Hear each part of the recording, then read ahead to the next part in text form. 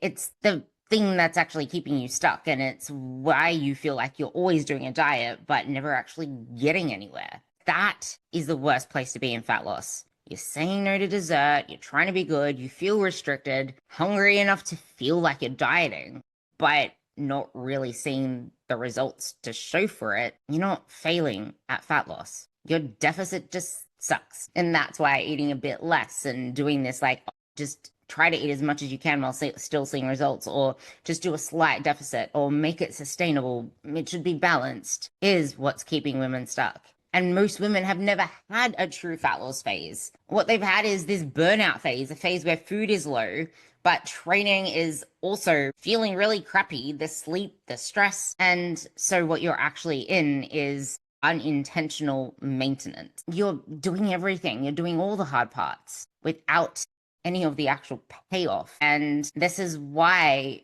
I don't like the whole smaller deficits are better because they're sustainable. Well, is it really? And what does sustainable mean? I have a lot to say about that. By the end of this episode, I want you to go away understanding why your past fat loss approaches have kept you in this cycle where you're honestly in a deficit, but nothing's physically changing. It feels as though you should be further along with all the effort that you put into it. Because I want you to stop dragging this thing out forever and finally start to see things change. Because it sucks when you're not technically on a diet, but you're not free from it.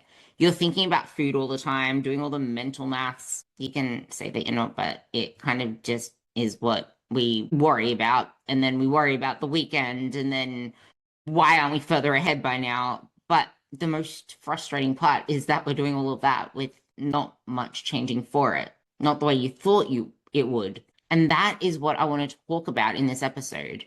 Because this isn't just about whether a bigger deficit is better than a smaller one, or what is the best deficit calories for you to be on. It's about how we can stop you from falling back into this cycle of always trying and restarting and tightening things up and thinking it's a you problem. Because the way we've been taught hasn't allowed for us to build a runway for sustainable change. It's always been the 12-week diets that come back so we can get more money off you. And you're seeing that now in the perimenopause space. What I want you to keep in your mind going through this episode is not just why slow and sustainable may not always be the smarter or the more wise option. Sometimes the real question isn't even whether you should be doing a more aggressive deficit or not. It's more so, have you set yourself up for the fat loss phase to be effective? That's the part that we've been missing all these years. And once we are, how do you do it in a way that actually has the beginning event where you're getting your best results, you're getting rewarded for it without it feeling like you have to, whole is the juice worth the squeeze? Well, we don't even want that to come in question. We want it to be as frictionless as possible, because what we want is an end and a way out that doesn't leave us clinging for straws. So if you're already bracing because I'm going to be talking about faster fat loss in a way that probably makes you think hormones, metabolism, I am not talking about crash dieting or 800 calories. And I am definitely not talking about cutting carbs. If anything, I'm keep your carbs as high as possible dieter. In fact, it's kind of crucial for physique change. And we don't want you living off cookie crumbs and coffee, or doing 2 cardio sessions a day, or any cardio that isn't going to serve you.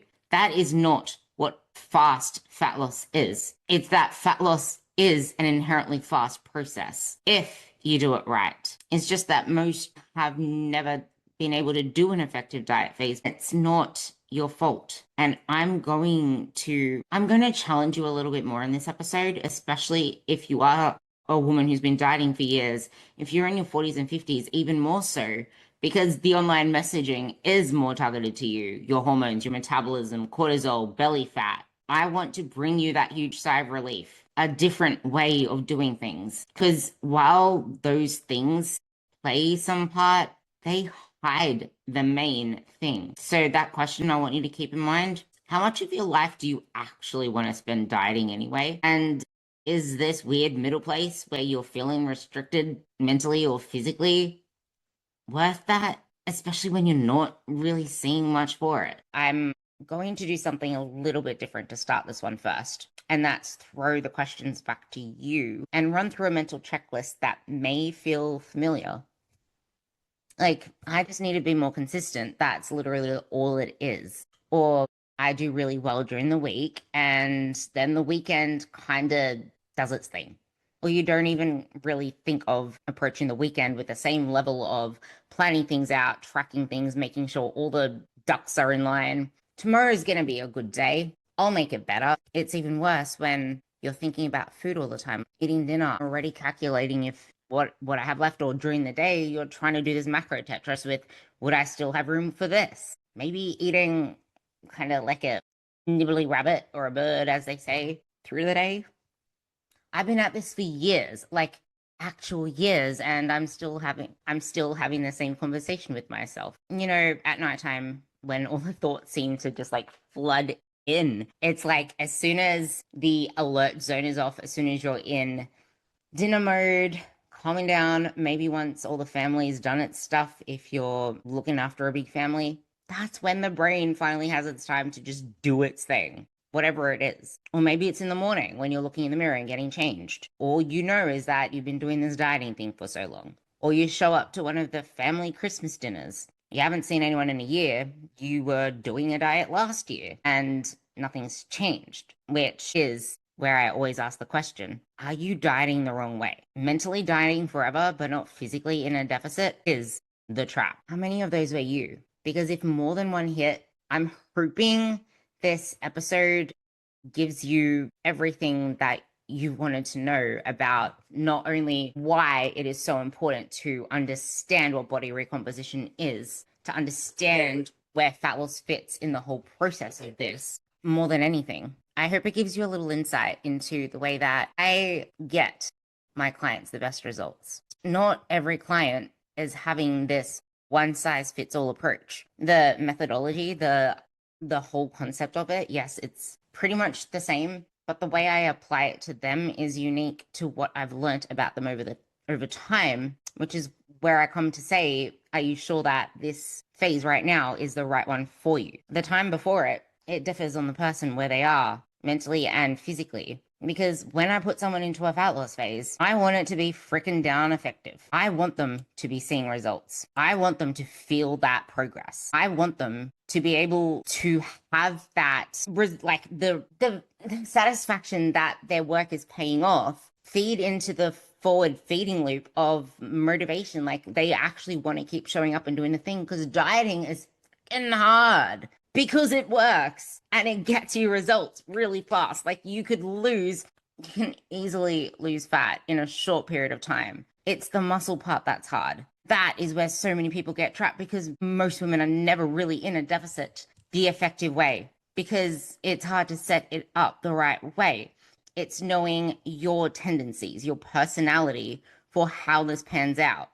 Because sure, you can do the slow and sustainable way, or you can do the way that most people try to do it, which is build muscle and lose fat at the same time, which I went into full depth with this with one of my clients who, after years of trying to get rid of fat, like literally dieting since high school, she lost weight, quite a lot of weight at first, but never could get anything else off without gaining it back or more, and then got to a place where nothing would even come off. There's a reason for that. And it wasn't something she was aware of. And it was through the coaching process that it brought that to light. And she finally did a dieting phase with me just recently, and it was just melting off. Like she felt the differences within that week. By the end of the week, she already felt herself getting closer to something she never thought she had. And it's kind of weird to say that in a week, but when you've been struggling for so long, the difference that you feel compared to what you would usually feel.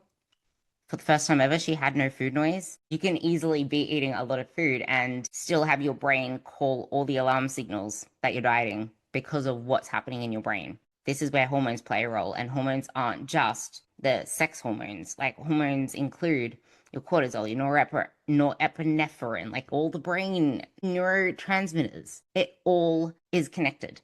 Okay, we'll talk about slow fat loss first because I think it is worth being a little fair about. You could make a case for the slower approach because it has more flexibility. You'll get less hunger, kinda. More scope for socials, going out to eat, having like being okay with a little bit of wine on the weekend without that impacting anything. If you want to go out with your husband for date night, although I would be really careful with wine in fat loss phases. Again, as I said, this is why the phases are so important and where aggressive does kind of have its one up there. I want to acknowledge that some seasons of life just make sense for this. If you've just had a baby, if you're going through something particularly demanding with work or family, if your mental load is genuinely at a ceiling, like you have all of these deadlines, you have maybe you're doing extra homework, maybe the just it can be anything from just conversations with people who struggle. It's never really about the diet or the training. All these other factors either help or hinder everything else that's going on, and it's all connected. It is all connected. Like, how can you be consistent in showing up when your life is a complete bomb of a stress fest? But I would also argue then, is this really a great time to have fat loss on your mind? There's so much other stuff we could be doing that potentiates the fat loss phase. You don't want to pile a harder fat loss phase on top of all of that. This is what I see also, because the problem with slow isn't what people say is the problem, like, oh, you're just going to rebound, you're going to gain it back, and all this other bull crap.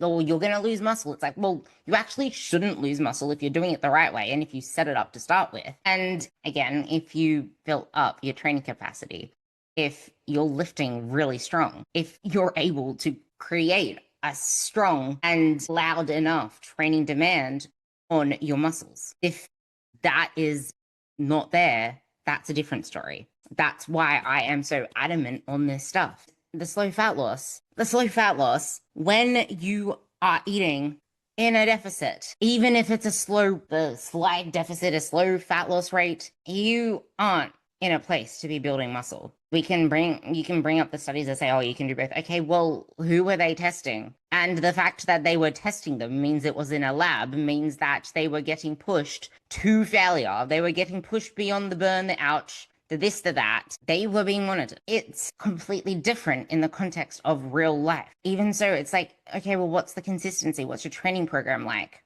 Are all your variables the exact same variables as theirs? And then if we bring in the age gap, I'll have to do a follow-up part 2 and part 3 because there's just so much to cover on why this is so important. When you're trying to do this both thing, yeah, okay, sure, you will see results at first. You always will because you're new to it. But from there, and actually, the biggest trap with this is it will feel like you are building muscle and losing fat at the same time because you see more of it. You see the lines, the definition. That's just because you're losing the fat and you're uncovering it.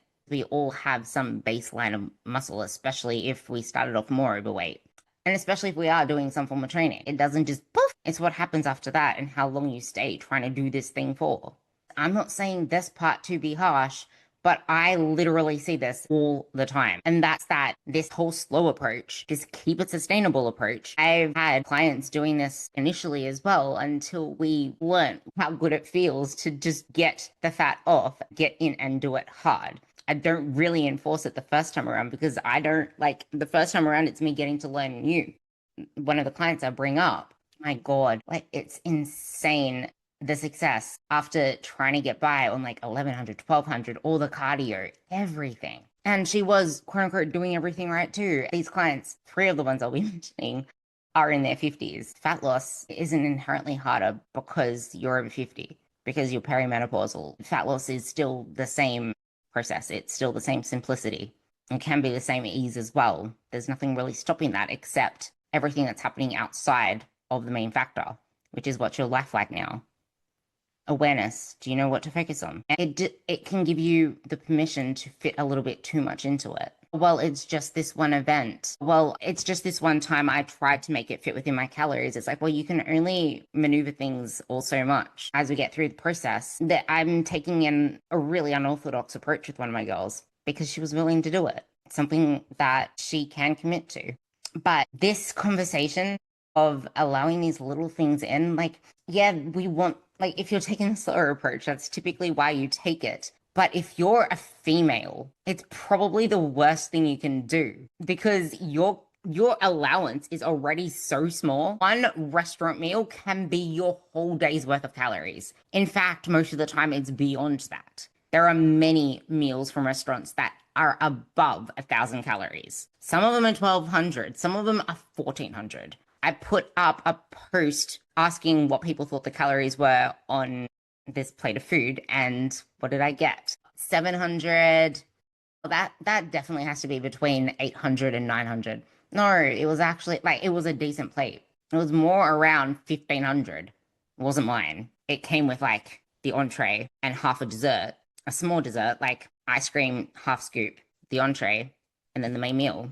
That is most of your calories. More if you're dieting on 1,200 calories, which this is kind of the sustainable approach. So I would assume you're not. This is also where I would ask the question, would you be wanting to live your life on these, come on, like 1,600 calories, honestly, if that's what you're dieting on, anything like that. Like dieting is hard, full stop. You're still in a deficit.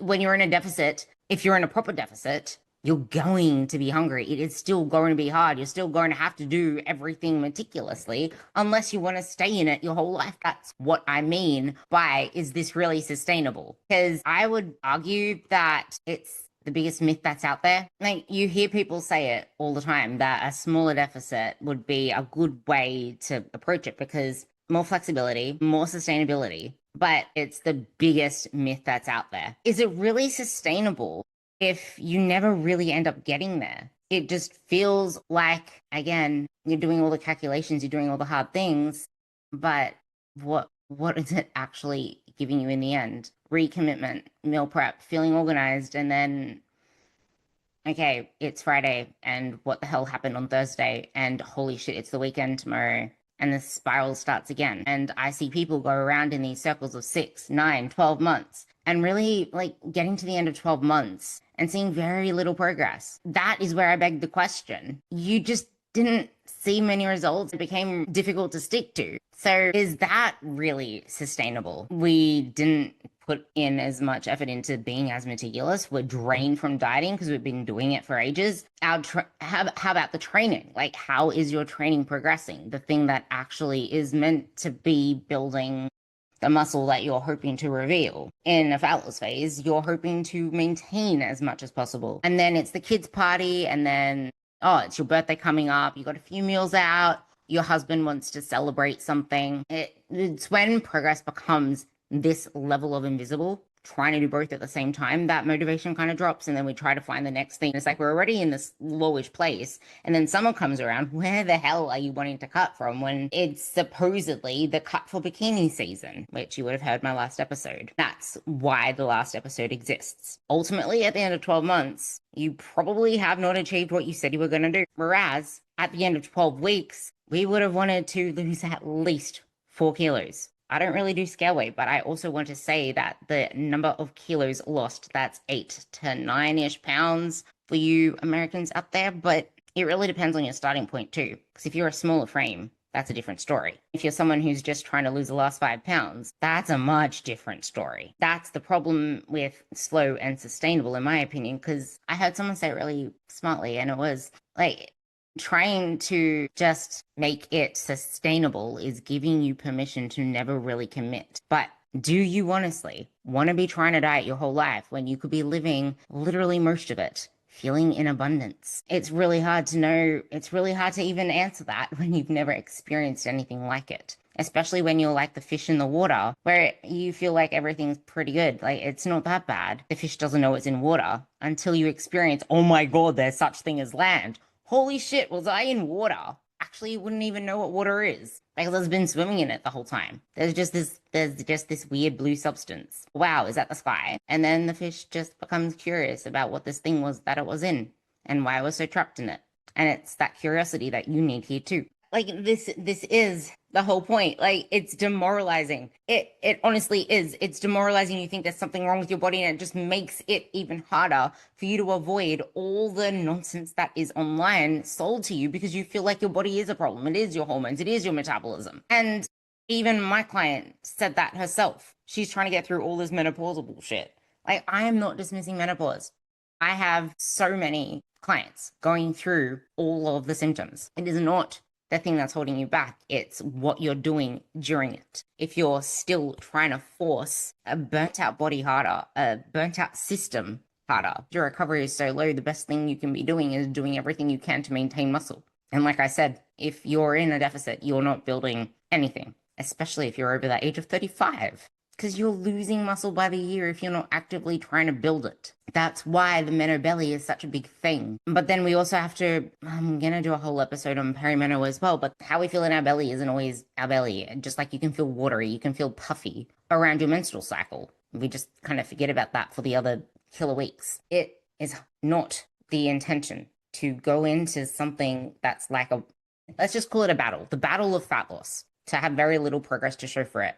The thing about slow fat loss, the thing about any fat loss, actually, any fat loss is it is hard because you're still having to do all of these things. Just because it's slow does not mean that you're not focusing on making sure you're tracking everything to the nth degree. Like you want to be more meticulous in fat loss so you don't extend the phase and end up turning it into a lifestyle. And that's why I started this podcast episode off with, how much time do you actually want to spend dieting? Slow is not automatically safer, but fast is not automatically reckless. I would not really recommend fast to people that don't have the guidance through it and that have not learnt the other things that matter outside of the fat loss. I'll be going into an episode as well on why calories aren't the only thing to pay attention to, because I'm sick of it all being about what you're eating, what you're training, what you're doing for cardio, because that's not the point. And you can easily be doing all of those things right, and it equal out to be some deficit, and you still not lose anything because we're focusing on the wrong things. It's not all about those elements of calories you're eating and then the work that you're doing there. There are so many other things that can impact all of this. Fat loss is hard. Being slow doesn't make it easier. It's the discomfort that I would say makes it harder, because you're going to have to deal with that for so much longer. Think about it though. Slow fat loss means you're mentally tracking, watching, calculating, feeling guilty about the weekend, Thanksgiving and Christmas, or any of that. How are you actually handling those events and what's going to happen after? And then the vacation, then recommitting, doing really well until Thursday, and then having the thing, and then the thing, and then the thing, and then the, you know what I mean? Rinse and repeat for 9, 12, 18 months. Like, since when did this mental dieting thing become less exhausting than the actual thing? You can be eating more. I just see so many women who've been doing this whole slow approach for years, grabbing onto anything desperately because they've never actually set it up. And that's why I want you guys to pause and reflect and ask yourself the serious question. The sustainable argument that I'm going to bring up is, first, me clearing up that I'm not talking about those stupid, like, rapid fat loss things that are like shred this, shred that, go fasting on friggin' iced tea and whatever else is out there. The more, like, the thing with aggressive fat loss phases, with fast fat loss, is that nothing matters more here than considering how long we are in this phase for. That is the most important thing. We need to have it set up so that we don't get greedy. The first time I put one of my clients into this, because she's been with me for years and we've been through this process, we did the first one that I told you, it's me getting to know her. Straight after that, the whole fear was, I could tell that it's because she's still not where she's at yet. There was a fear of increasing calories because she didn't want to gain the weight back. She didn't want to go back to where she was before. She didn't want to lose what she's got so far in the fat loss phase. I anticipated all of that. I'm like, this is all very normal. And in fact, because everything was still going to plan, her body was still changing. Again, it depends on your starting point. The one that gets used against, like, won't you just put it all back on? That's probably the main thing that I want to address here. The way that you've probably done it before, you probably said, I've done it hard, I've done it fast. Well, it probably just wasn't the right approach that you took. And that makes sense. It's something that does require that one-on-one coaching, but it's not like the bodybuilding prep stuff. And a lot of the stuff out there comes without the mindset element. I have so many clients that come to me from other coaches, and I can tell that in their check-ins, in their approaches, they were never taught where to focus. Their check-ins and the feedback is all centered around the photos, the food accuracies to the nth degree. Did I say progress photos, scale weight, measurements, getting in those weekly data points, which we never really use as data. We use it as this emotional, whether we're doing well or not, or whether we're on track or not, or whether we're whatever, good or bad. But that's not the point. We need to learn where to focus in a way that actually gets us what we want with body recomposition And that takes us away from the obsession that is eventually going to burn out, that is eventually going to sabotage us. If we're going to, coaches in general, give in whenever the client wants to shred for something or feels like she's getting a little quote unquote fat or things aren't working, instead of actually having the hard conversation, instead of actually explaining it, doing the hard thing, there's the difference between kind and nice. You might be playing nice. The client came to you to get a result. It's our job to lead them there with questions that help them, the client, to then realize that we are the ones that are patient in this. We're not putting any pressure on you. We want to see you succeed, and we want to see you get the results you want. That's why we say things the way we do. And it can be really difficult because you can be making progress in the mindset wise, and then something happens exactly how it's just like forming any behavior. And it's why it's so important. There is this study with aggressive versus slow. And in fact, they were supervised, coached along the process. They lost more. They built momentum. They got results. They didn't actually regain the weight back. They got a slight regain, which I'm going to actually touch on soon. They sat lower than the slow group, which regained, funny enough, from a slower loss. They were probably burnt out. Studies that do the aggressive dieting phases the right way they should be done. Again, the time and what happens in between them matters. And sometimes it might be something you just need to do one bout of, and then you go back to thriving. Sometimes you need to do one bout of, take a little break away, and then repeat that a couple of times, and then go back to living. You might need to do it again after then. I call them little bricks. Sometimes you just have one brick here, and you may find that you need another brick maybe in a year or 2 years' time. But the time before that might have been 2 or 3 years to get to where you are now. Maybe even 1 year, maybe even 8 months, who knows? It depends on your starting point. If you're skinny fat, it depends on how long it takes you to break past that mental barrier of where you need to focus, and then all the other things there. Where petite women in particular fall into this, and perimenopause, I might have to go a little bit deeper into that in the future as well. So if you have any questions, do ask. But right now, I think the most important thing to come back to is when I say short, sharp, faster, it's not like this stupid weird protocol that has you on like 800 calorie days or doing 2 sessions a day and burning yourself out with cardio. Like this, one of my clients, we need to protect the things that matter most in an aggressive phase. I am actually going to go a little bit more into detail than I expected. She came to me, she has a history of restless legs, stress, some other things. She was feeling really good up until the end of last week. She was feeling amazing up until week 3. And what we had to do was do an overhaul of her food, because I know her personality. Chocolate is a big thing. Emotional eating was a big thing. She came to me thinking she had a food addiction, thinking that she had a problem because she could not stop binge eating on chocolatey stuff. Food in general. She loved food. Always thought about food. Thought it would be impossible to ever lose anything. And this was like, it never really was the case that it was this severe, but it was all the constant years of dieting and all the stuff she did before that it became this louder problem.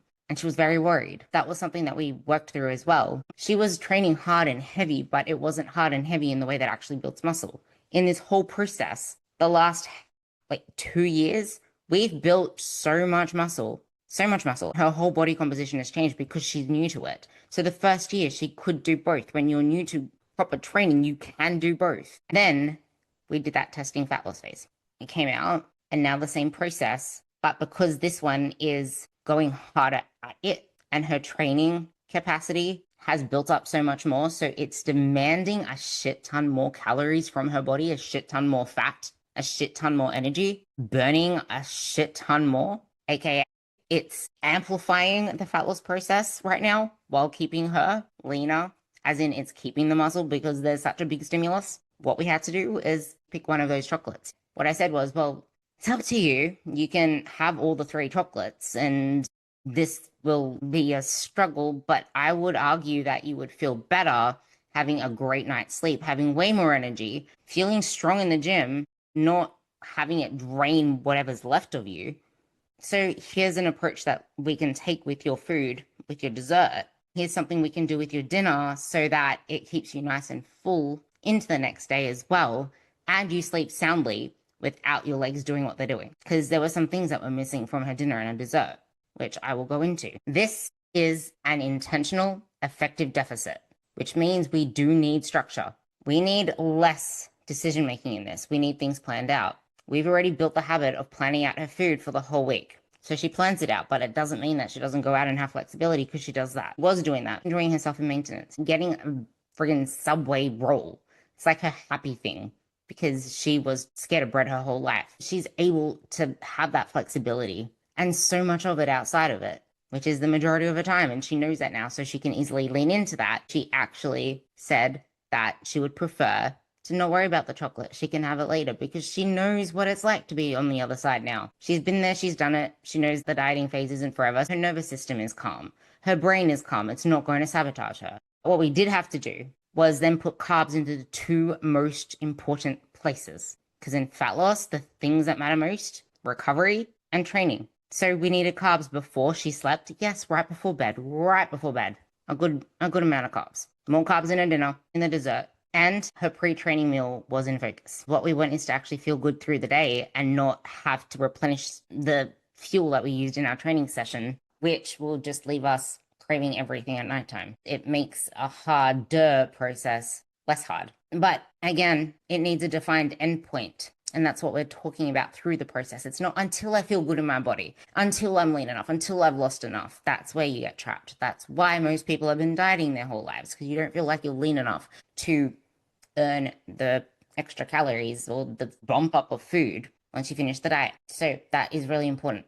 The exit phase is probably the most important because you don't just exit it and be like, cool, I can finally add in this. I can finally add in that, because that is a recipe for disaster, especially within your brain and dopamine systems and just your whole hormonal system. Again, I'm not just talking sex hormones here. I'm talking leptin, ghrelin, hunger, appetite, cravings, what your body's doing on the inside. It's also not great to just bring your calories up a little. That's the point of an aggressive fat loss phase. It's not something that's an afterthought. You need to have this planned out. That's why what you do before a fat loss phase is so important. I cannot leave out the most important point, and that is what I mentioned about the weight regain. You cannot ignore this part, because as soon as you see anything feel bigger, get bigger, feel fuller, the scale go up, you're gonna freak the fuck out. But if you did an aggressive diet, you're going to see that go up, and it is not fat. Even if you did a normal diet, it's just in an aggressive diet, you get a little bit more replenishment from the carbs, from the water. And hopefully your training is still at some form of capacity. But if your training performance is also coming up, there's also the increased recovery cost of that, which brings in the water, the inflammation, which is a normal byproduct of just training harder. Do know that as well, because that is a normal part. And if you freak out at that, that's going to sabotage you more. You need to not be scared of it, but understand it. Just the same as you're going to understand this. The scale's going to do all its funky shit anyway, regardless of whether you're doing a calorie deficit or not. Maybe it might not even move towards the end of an aggressive one, or somewhere close to the end. Because when stress is really high, which dieting is a stress, you're going to hold water as well. I want you to understand that, and then ask yourself the question, should you be losing fat right now? Is this harder than it should be? More of a struggle than it should be? Because women who've been in a chronic slight deficit for a year or two, that's where everything is getting worse. Or even trying to do both. Or even, like I said, you're in unintentional maintenance. Training performance, where is that? What are your hormones doing? What's your metabolism doing? Because those things can be restored pretty damn easily just by starting off on the right foot for the next steps. It's genuinely hard to say and hard to hear, even as a conversation with yourself, because we can talk ourselves out of a lot of things in the moment, especially when emotions are high. Like, it can feel really logical at one point, and then you just go into your day, and all of a sudden it's like, nah, take that back, bro. Or maybe your body just naturally goes into its routine and it's just repeating the cycle. This is the thing. We want to build the capacity first. That's so huge. We want to build the body. Are you putting any focus on the things that actually do that? The one that you're trying to reveal, the tone, the hardness, especially when you're thinking about what your belly's going to do through perimenopause, or you're complaining about that. Like, I'm going to dig into most of this in the next part of the series because it's so important. Like, the body that you're picturing, that body, the one with shaped legs, the lifted glutes, the shoulders that are defined, they're capped, that comes from what you do in the gym. And it will only come from that if you've been focusing on the right things, building the right things, and I mean more than muscle, and how your nutrition then matches that. It doesn't have to be this obsessive process, and it feels like it's a lot. Like anything that you've been doing for ages, like your job as an example, that would feel like a lot for someone trying to learn. But because you've been doing it for ages, it doesn't feel like that. And as soon as things become a lot more routine, you naturally drift. I was going to say gravitate, drift. Let's not be grifters, please. you naturally gravitate. Or was I going to say drift? They're both the same. Towards the things that do make you feel good, that do get you through results, because it's a fast forward loop. But sometimes life happens and that's okay. And you also become okay with accepting that because now you've done the things, you trust the process. And that's the thing. Like my case is for neither. My case for neither, if now isn't the right time, is if you're already in this state where, like, honestly, we want you to get results. That's what matters. Because there's a version of this process that works where you build, where you eat to support that, where it feels good and not scary. And you let your body change in a way that actually, like, it feels good. It doesn't feel like this friction. That is what I want you to build toward. That's what this whole series is about. So I hope this helps. If you could leave me a 5-star review if this helped, it would mean a lot to me. And if there's anything else that you want me to cover, let me know. Go onto my Instagram, transformxruby. DM me recomp if you want someone to support you through this, because I know how scary it can be. I will meet you where you're at. I'll help you make sense of what feels like a never-ending battle, because the answer isn't the same for everyone. The principles, yeah, okay. But for you, with how you will respond best to it, many of the time when we are focusing so much on it, it becomes that much harder because we're so focused on it. Whereas if we just did the things and let the process take care of itself, it kind of just happens when all that energy is going where it belongs. Anyway, I'll see you on the next one, and thanks for listening.